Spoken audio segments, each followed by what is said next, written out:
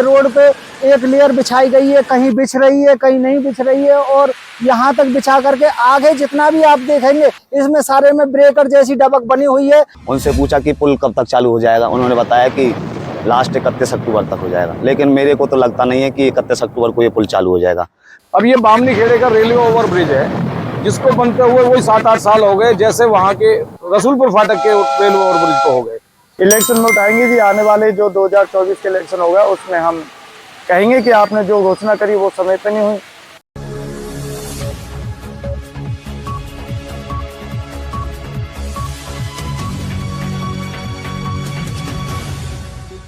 महावीर जी क्या कहेंगे आप? भूटानी जी, आपका मैं हर बार शुक्रिया करूं, कितनी बार शुक्रिया करूं, जो भी ये समस्याएं हैं मैं आपके द्वारा उठाता हूं। ये जो सरकार के द्वारा चलाए गए ये प्रोजेक्ट हैं, जिन्हें 8-8, 9-9 साल हो गए, ये बनने में नहीं आ रहे हैं। हमारा मतलब होता है कि इनको, जनता की समस्या को आपके द्वारा उठाना। अब ये बामनी खेड़े का रेलवे ओवरब्रिज है, जिसको बनते हुए वही 7-8 साल हो गए, जैसे वहाँ के रसूलपुर फाटक के रेलवे ओवरब्रिज को हो गए। अब जो डीघोट की तरफ रास्ता जाता है भूटानी जी, ये तो हो गया कंप्लीट। अब जो यहाँ से नांगल ब्राह्मण की तरफ उतरता है, जैसे कि आप ये जाएंगे यहाँ से ऐसे उतरेंगे, ये नांगल ब्राह्मण की तरफ उतरेगा और सेलोटी की तरफ उतरता है जो ये, अब ये बनने में नहीं आ रहा है, यहाँ पे ये अधूरा पड़ा हुआ है। अब इसकी भी कोई डेडलाइन घोषित करें, वो भाई ये कब तक बनेगा। जैसे फ्लाईओवर रसूलपुर वाला है, वो बैंसलात को जोड़ता है पलवल के साथ, ये फ्लाईओवर जो है हाईवे को जोड़ता है बैंसलात के लिए, क्योंकि यहाँ से नांगल ब्राह्मण से सीधा रसूलपुर निकलता है रास्ता, नांगल ब्राह्मण रसूलपुर से निकलकर सीधा बैंसलात से फिर जुड़ जाता है।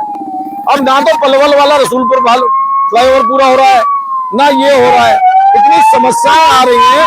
अब जैसे एम्बुलेंस जा रही है, किसी को जाना है नांगल ब्राह्मण तो ये नहीं जा पाएगी, वहां पे नीचे से घूम के जाएगी। इतनी समस्याएं हैं। हमारा एक ही अनुरोध रहता है कि ये जो समस्याएं इतने दिनों से चली आ रही है, सरकार किस वजह से इतना लेट कर रही है, जो 8-8, 9-9 साल में भी ये प्रोजेक्ट पूरे नहीं हो रहे। तो डिपार्टमेंट के होंगे, क्यों सर? डिपार्टमेंट से, बीएनआर से? तो आप बताएंगे जी, हमारे वैभव क्रांति वाले हैं, आप बताएंगे ये फ्लाईओवर कब तक पूरा हो जाएगा जी? सर हैं जी, एक बार देख लो, मुआयना कर लो, क्योंकि अभी तो यहाँ काम ही नहीं चल रहा जी, काम ही बंद पड़ा है। हैं जी?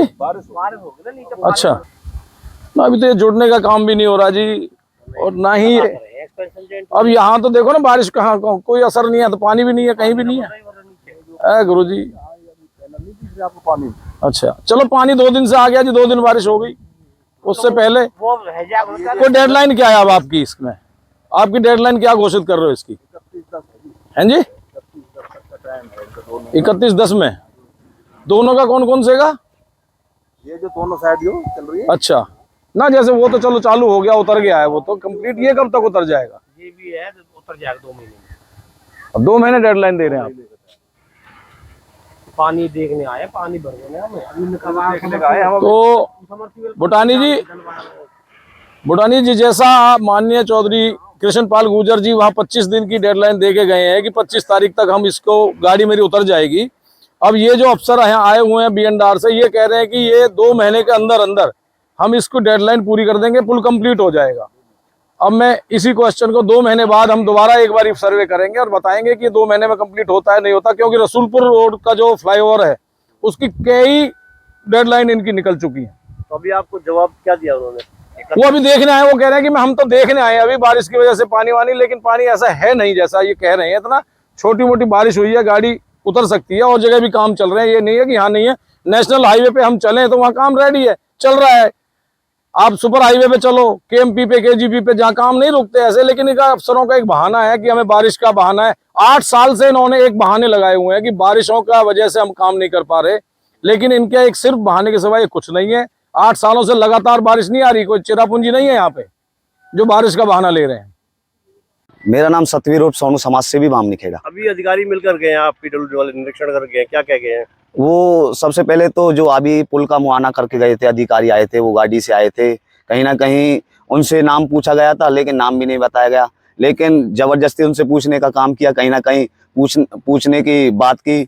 उनसे पूछा कि पुल कब तक चालू हो जाएगा, उन्होंने बताया कि लास्ट 31 अक्टूबर तक हो जाएगा, लेकिन मेरे को तो लगता नहीं है कि 31 अक्टूबर को ये पुल चालू हो जाएगा। फिर पूछा मैं इनकी काम कैसे बंद है, तो उन्होंने बताया कि अभी बारिश का मौसम है, उसमें आप देख सकते हो कहाँ बारिश है। बारिश भी आप देख सकते हो कितना सूखा पड़ा हुआ है। बारिश तो इस गांव में आती नहीं है, ये बारिश का बहाना बता रहे हैं। लेकिन नाम भी नहीं बता रहे अपना, क्या नाम है, जेई हैं, ठेकेदार हैं, लेकिन हैं पुल के अफसर। जो ये पुल है, इस पुल का काम कछुए की गति से चल रहा है और अभी हम देख रहे हैं लगातार 5 साल से ये काम चला हुआ है। ये काम पूरा होने का नाम ही नहीं ले रहा।